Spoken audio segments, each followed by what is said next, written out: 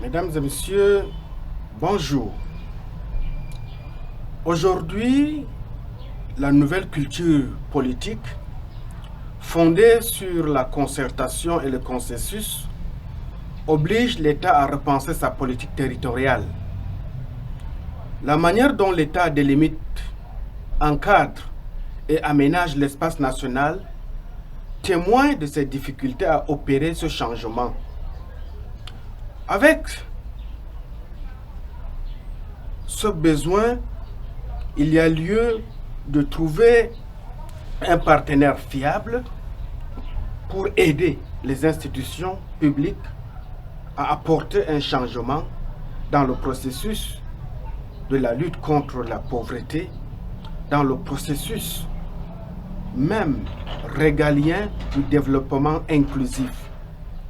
À ce titre, TBC, qui est un instrument communautaire privé, peut apporter des solutions viables afin de solutionner les insuffisances des pouvoirs publics.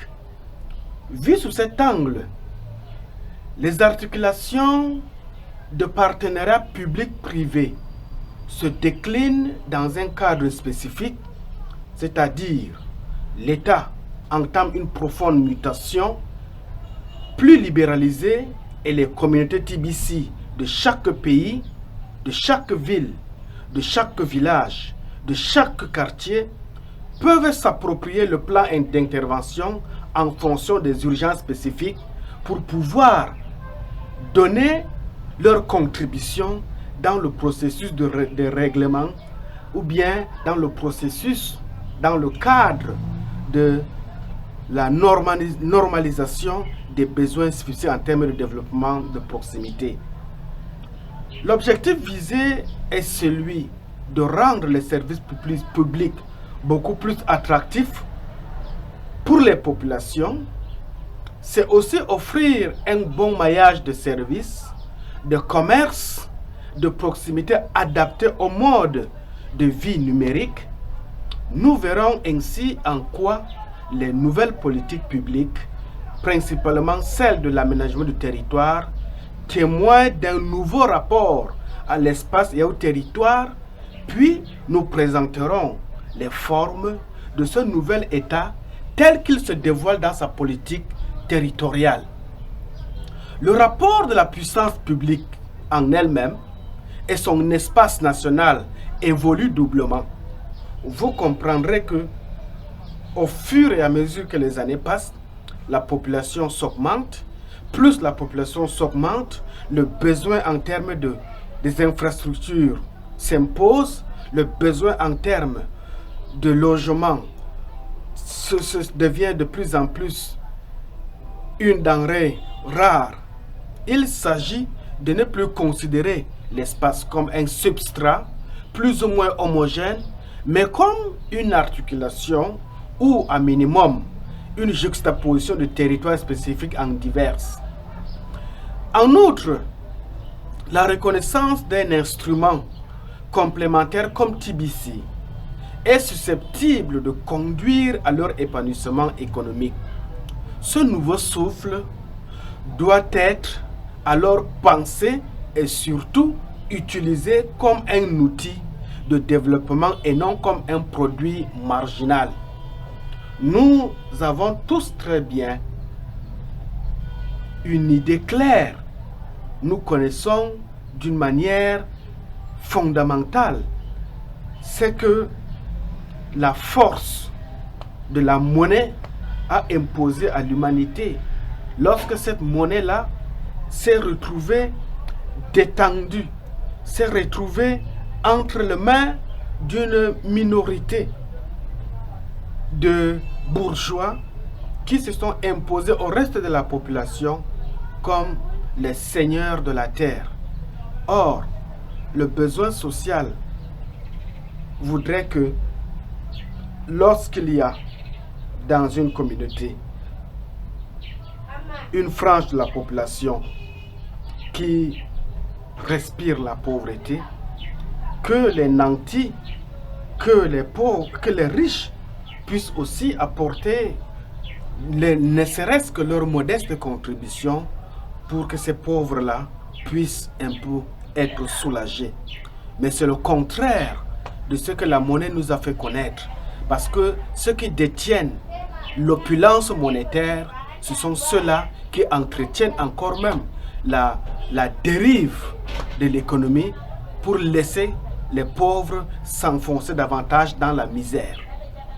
Et si l'objectif de TBC, c'est d'apporter des corrections, pas pour bannir l'économie classique, mais apporter un soulagement aux pauvres qui n'avaient pas autrefois accès aux ressources financières pour être ne serait-ce qu'à l'abri de leurs besoins immédiats.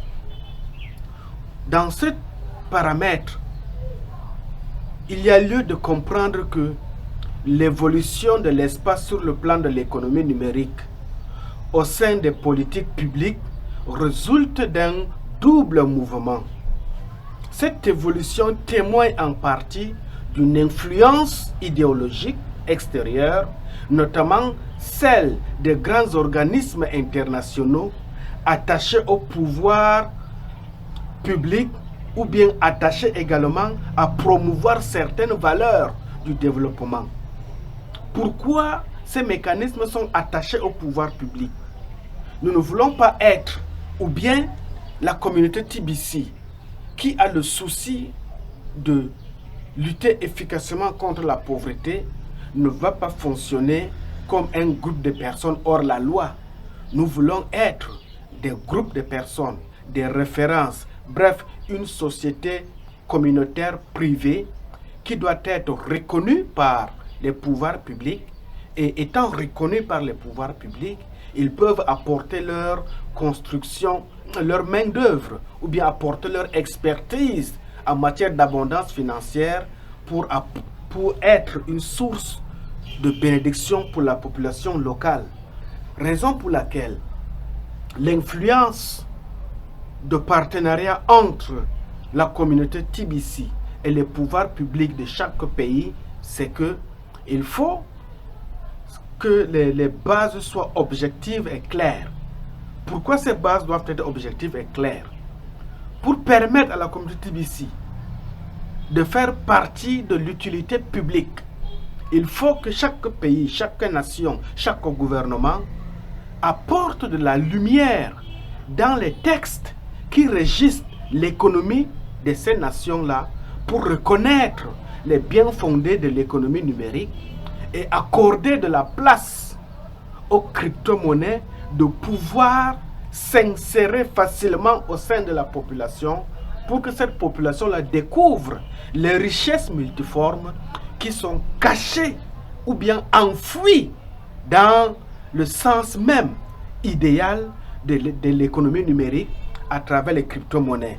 Et ainsi, une crypto comme TBC peut facilement s'installer au sein de la population et apporter un changement radical pour l'éradication totale ou bien partielle de la pauvreté dans les communautés.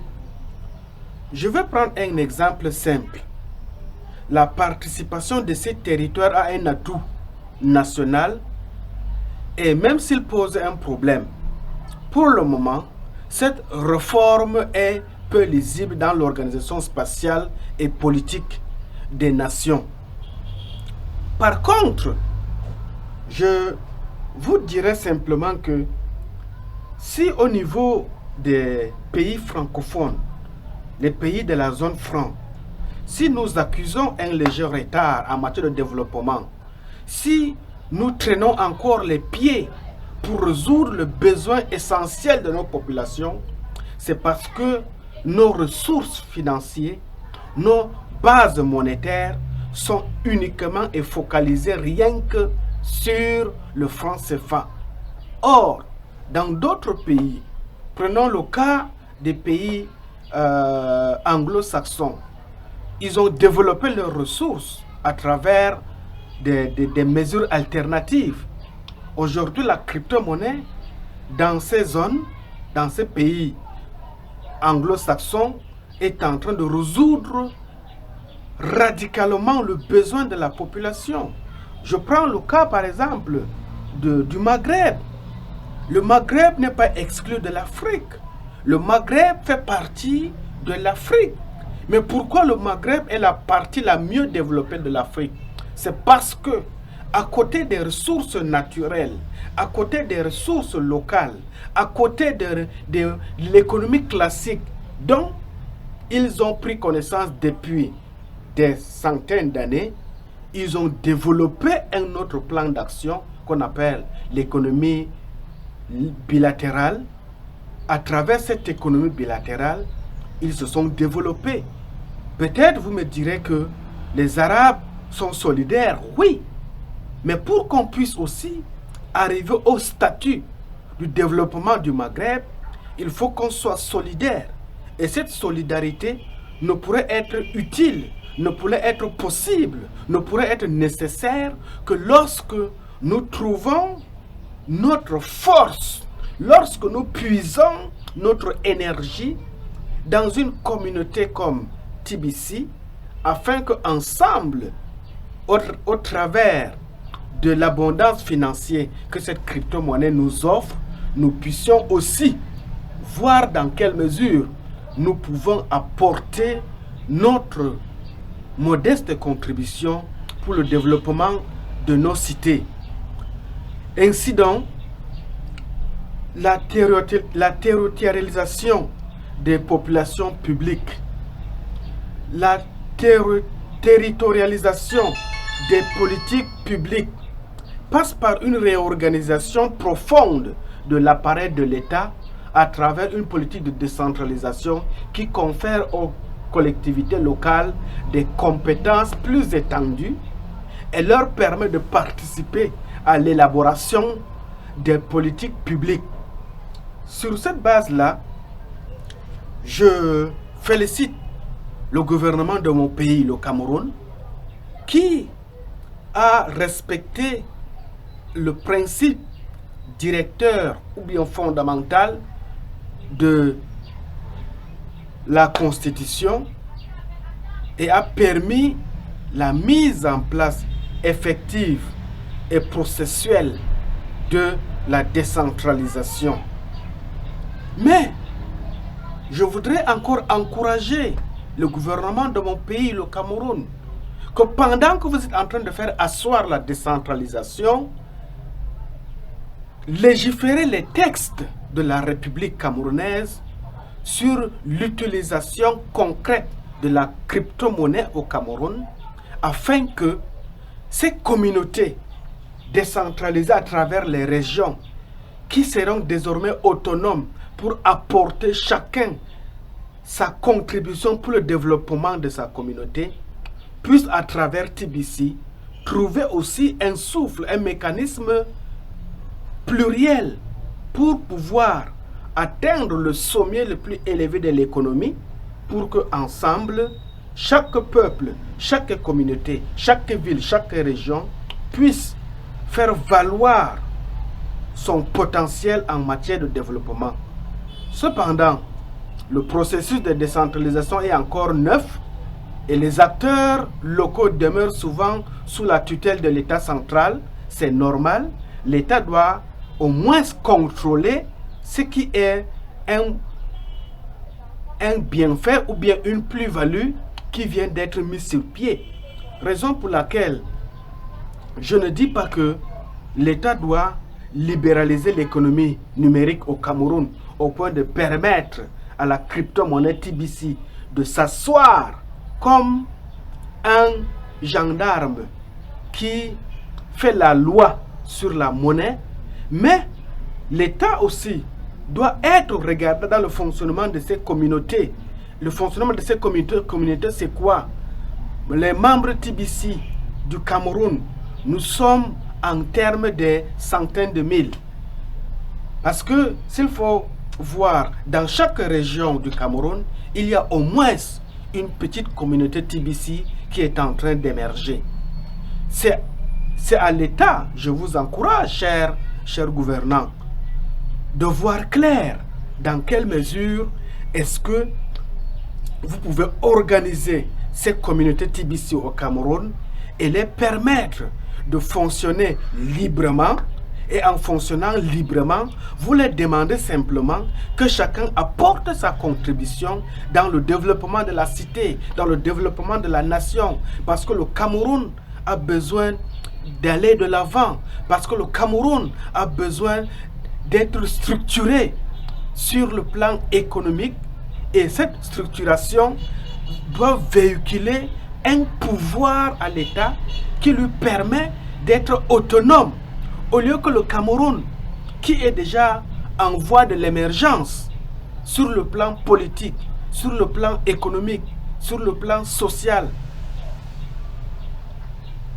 au lieu que cette triptyque-là, politique, économique, sociale, sont dans le processus de l'émergence du Cameroun à l'horizon 2035, au lieu qu'on soit encore en quête de l'émergence, ce pays-là qui tire encore le diable par la queue, comme quelqu'un qui le dirait, au lieu qu'en quête de l'émergence, on soit encore en train d'aller prêter de l'argent auprès des institutions internationales, il y a un moyen de contourner cette pauvreté, il y a un moyen de contourner cette dépendance de l'aide extérieure à travers la crypto-monnaie TBC.